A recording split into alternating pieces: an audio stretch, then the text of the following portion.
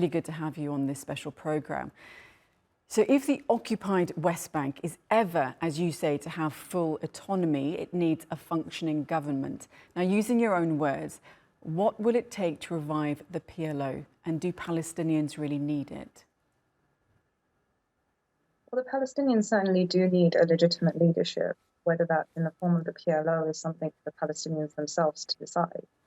But in terms of the lack of leadership, in terms of lacking a serious political leadership that can advocate for them, that can try and advocate for their rights, push things in a more positive trajectory, mitigate the violence on the ground, whether we're talking about what's happening in Gaza, where negotiations have been relegated to Hamas, where the PA has absolutely refused to take a seat at the table and really engage with either Hamas or regional mediators, and where it's limiting itself to the US and its Western allies, or in the context of the West Bank, where we have seen the PA completely ineffective.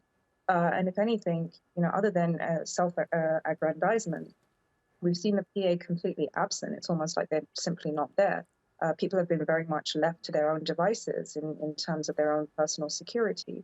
And so right now, Palestinians do have somewhat of a clear vision in terms of how they want to start the process of renewal. But unfortunately, the biggest obstacle to that is Mahmoud Abbas and his two lieutenants, Hussein Sheikh and Majid Faraj. And as long as they have the backing of powerful states like the US, which is really the only thing now guaranteeing his political survival, then it's very unlikely that any of these initiatives are really going to take any serious hold. So if Palestinians are looking then for serious advocates, for them, will a governing body of the occupied West Bank, is it actually going to be able to stand up to Israel without, of course, engaging in conflict, which is not what Palestinian people need after decades of conflict? But this goes well beyond just simply supporting things like armed resistance.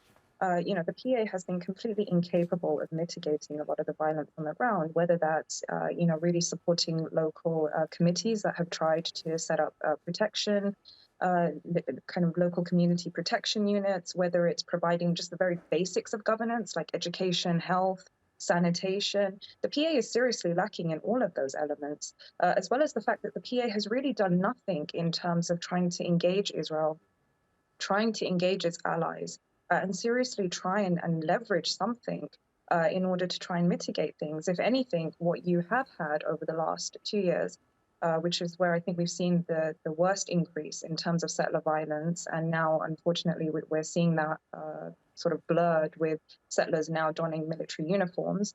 But a lot of that violence, in terms of being able to actually seriously advocate for Palestinians, what they have done instead is exchange their political rights for economic concessions. You've seen people like Hussein Sheikh engage in negotiations over the last 2 years with extreme elements, by the way, from the Israeli establishment, accepting things like some kind of Israeli economic peace, economic concessions, what Palestinians call economic sedation, in exchange for their own personal security and political rights, or any kind of serious political process. And the PA continues to do so. If anything, the PA has actually been very complicit in terms of disarming Palestinians that are trying to protect themselves, whether that's through co-optation, whether it's through mechanisms of mass arrests on behalf of Israel. Security coordination still remains very much intact and is still a huge linchpin in terms of providing Israel the logistical facilitation in order to conduct the kind of targeted assassinations and mass arrests that we've seen, especially over the last 10 months. The PA has certainly